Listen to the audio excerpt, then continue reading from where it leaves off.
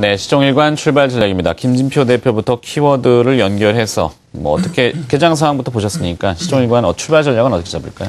네, 지난주에 21이동 평균선을 강하게 상승 돌파를 해줬습니다. 이런 부분에서 약간 좀 밀리는 부분들, 음봉을 형성했다는 부분이 좀 아쉽긴 한데요. 자, 오늘의 경우에 지금 현재 약보합권 전환이 되어 있는 그런 모습입니다. 일단 갭 상승 이후에 조금의 눌림을 감안할 필요가 있지 않나 그렇게 좀 판단은 들고 있고요. 하지만 그 눌림이라는 부분들은 갭 상승 이후의 눌림이기 때문에 그 폭은 크지 않을 것이다. 그렇게 좀 판단이 되고 있습니다. 일단 시장 자체가 강하게 돌파 여력은 만들어졌다는 점, 이런 부분들은 긍정적으로 볼 수 있겠고요. 일단 기대감이 부여되었던 그러한 부분에서의 시장의 갭 상승이었다. 그렇게 좀 정리를 해볼 수 있겠습니다. 지금도 건설업종군들이 강한 모습들을 나타내는 것은 부동산 대책에 대한 기대감들이 생성이 되었던 그런 부분을 볼 수 있겠고요. 다만 지금 현재 외국인들이 수매수 전환이 되어 있긴 한데요. 이런 부분에서 일단 수급적으로 외국인들의 매수 지속 여부 다시 한 번 더 꼭 체크를 해봐야겠고요.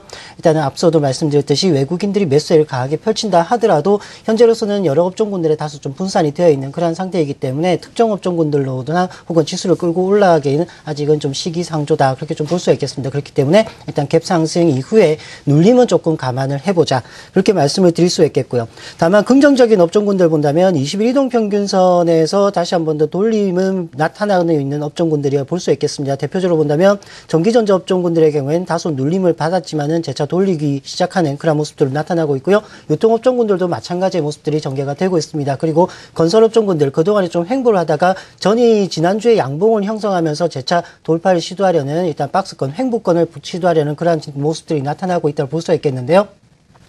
일단 지금 현재 이러한 그 갭 상승 이후에 눌림이 나타날 경우에는 21이동 평균선에서 서서히 돌림이 시작되는 이런 업종군들에 대해서는 한 번 더 음봉이 발생될 때는 접근이 가능한 그러한 타이밍이기 때문에 일단 중심적으로 본다면 그 전기전자 업종, 유통업종, 건설업종 조금 더 확대해 본다면 운수장비업종의 자동차 업종까지 한번 확대를 해보자. 그렇게 말씀드릴 수 있겠고요. 대표적으로 좀 보자면 전기전자 업종에서는 삼성전기, 삼성 SDI, 삼성전자, 그리고 유통업종의 경우는 현대백화점, 그리고 건설업종의 경우에는 대형주로 볼 수 있겠죠. GS건설, 대림건설, 대림산업, 그리고 대우건설 이러한 부분들 볼 수 있겠고요. 자동차 업종의 경우에는 자동차 부품주 여전히 유효하다. 그렇게 좀 말씀을 드릴 수 있겠습니다.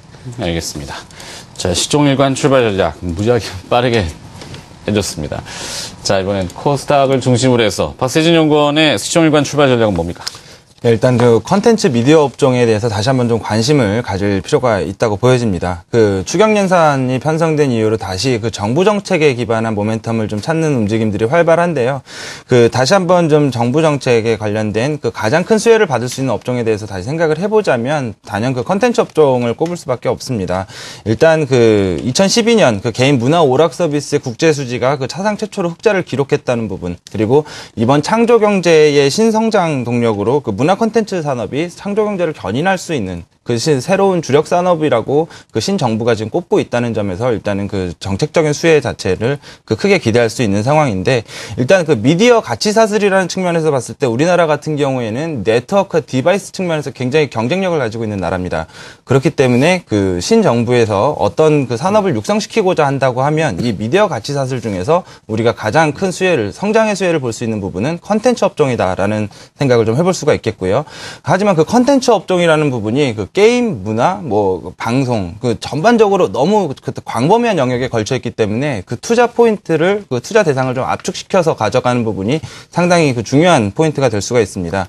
그래서 일단은 그 지금 CJ ENM을 그 가장 강력한 탑픽으로 좀 말씀을 드리고 싶은데, 그 방송과 게임, 영화라는 그 주요 컨텐츠에 대한 사업을 모두 보유를 하고 있고요. 그 공급과 유통을 함께 진행하고 있는 독보적인 컨텐츠 업체라는 점에서 그 국내 컨텐츠 산업 성장에 있어서의 그 CJ ENM은 바로미터와 같은 역할을 할 수 있다고 보여집니다. 일단 좀 투자 모멘텀 간단하게 짚어드리면, 일단 방송 부분, 그 게임 부분, 영화 부분 그 각각 좀 살펴볼 필요가 있겠는데, 방송 부분 같은 경우에는 그 패키지 판매 비중이 상승하고 있고 컨텐츠 매출이 계속해서 증가하고 있기 때문에 올해 같은 경우에 약 40%가량의 전년 동기 대비 그 매출액 증가율을 좀 예상을 할 수가 있겠고, 게임에 대한 부분은 그 연초부터 다 함께 시리즈가 그 흥행에서 성공을 하고 있기 때문에 생각보다 실적 회복이 좀 빠르게 진행이 되고 있습니다. 그 예상보다 그 매출 가시화가 좀 빠르게 진행되고 있다는 점도 그 좀 모멘텀으로 삼아볼 수가 있겠고요. 영화 같은 부분 CJ CGV에서 확인이 되고 있지만 그 올해 같은 경우에는 그 영화관 특히 이제 주말 영화 콘텐츠에 대한 성장률이 사상 최고치를 지금 기록을 하고 있는 상황입니다.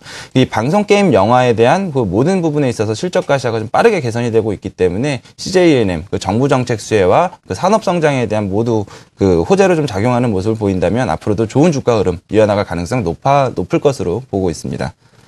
잘 알겠습니다. 자, 미디어 컨텐츠에 대한 이야기 해주셨습니다. CJ ENM이요. 네. 시종일관 출발 전략. 인노비전의 김진표 대표, 동양증권 W 프레스티지 강남센터의 박세진 연구원이 수고를 해주셨습니다. 고맙습니다.